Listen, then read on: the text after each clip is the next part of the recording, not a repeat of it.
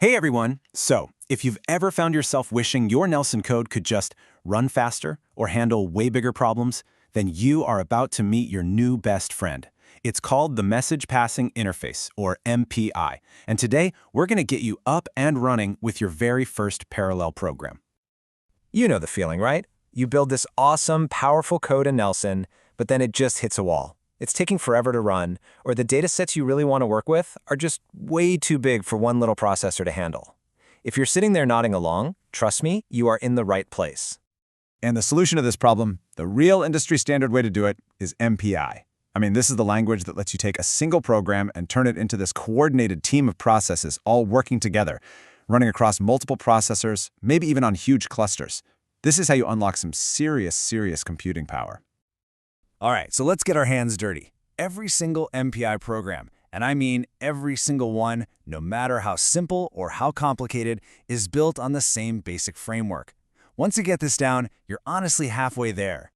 It really just boils down to this three-step sandwich. First, you kick everything off with MPI init. Think of this as the command to assemble the team. Then, in the middle, that's where your code lives, all the parallel computations and communication. And then, when it's all said and done, you absolutely have to call MPI finalize. That's how you cleanly dismiss the team and shut everything down properly. It's the hello and goodbye for every parallel program. Okay, so you've assembled this team of processes. But for them to actually do anything useful together, they need to know a couple of things: who they are and how many of them there are in total. And this is where it gets kind of cool. Each process needs its own unique identity, right?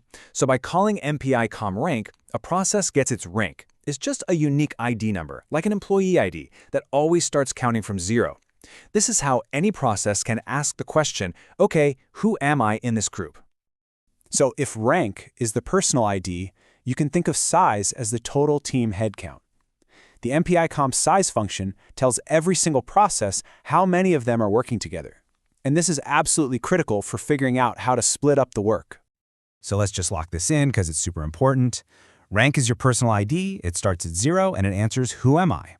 Size is the total number of processes, the full team headcount, and it answers, how many of us are there? Knowing your rank and the total size is the absolute foundation for doing anything in parallel. All right, next piece of the puzzle. Now that every process has an identity, how do they actually talk to each other? Well, they don't call it the message passing interface for nothing. So MPI basically boils all communication down into two fundamental styles. You've got point-to-point, which is kind of like sending a direct message to one person, and then you've got collective communication, which is more like an all-hands-on-deck group announcement.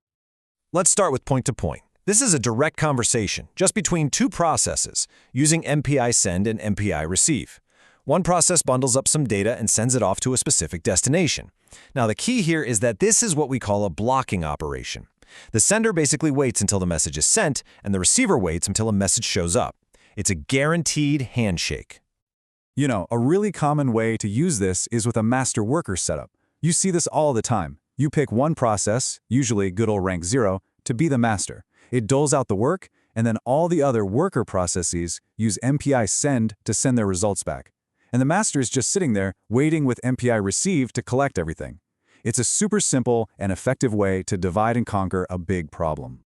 But hey, sending messages one by one can be pretty slow if everybody needs the exact same piece of info. For that, you need to make an all-hands announcement, and that's where collective communication is an absolute game changer. So let's set the stage with a little story. Picture this. Our master process, rank 0, has some crucial piece of information. Let's say it's a secret number, 777. But all the other worker processes, they just have a placeholder, the number 0. They're totally in the dark. So, how do we get that secret number to everyone at once without a bunch of individual sends and receives? Simple. We use MPI bcast. This is the megaphone. It takes data from one root process, in our case, rank 0, and it broadcasts it out to every single other process in the group. And boom, just like that, with one single function call, the job is done. Every single process now has the number 777. Think about how efficient that is for sending out starting parameters or configuration data that the entire team needs to get going. It's incredibly powerful. Okay, so we've designed our logic, we know how to start the team, we know how to give everyone an ID, we know how they can talk to each other. Now for the really fun part. how do we actually launch this thing and bring it to life? The magic command you're looking for is MPXE. This is the launcher. It's the tool that takes your one Nelson script and spawns multiple copies of it, turning it into a living, breathing, parallel program. And the best part is, the syntax is so straightforward. You just give it two things. First, the path to your Nelson script, and second, NB process, which is just the number of processes you want to spin up. That's it. Seriously. So here's a real-world example you can actually try. We call MPXX, we point it to that broadcast script we were just talking about, and we tell it, hey, run this with 4 processes. The moment you hit enter, Nelson launches 4 identical copies of that script, and each one gets its own unique rank, from 0 to 3. All right, that was a whirlwind tour, I know. So let's slow down for a second and just boil this all down into a simple, easy-to-remember checklist. Here it is. Number 1. Always wrap your code in MPI init and MPI finalize. Number 2. Use MPI com rank so a process knows who it is. 3. Use MPI com size so it knows the team size. 4. Choose your weapon. Send/receive for direct messages, bcast for group announcements. And finally, number 5. MPXX is how you launch the whole shebang. If you can remember these 5 things, you've got the fundamentals of MPI down. And there you have it. That's the core toolkit you need to take your Nelson code from being a solo act to a full-blown orchestra. You are no longer stuck on a single processor. You literally have the keys to unlock cluster-level power. So the only real question left is, what huge computationally intensive problem are you going to solve first?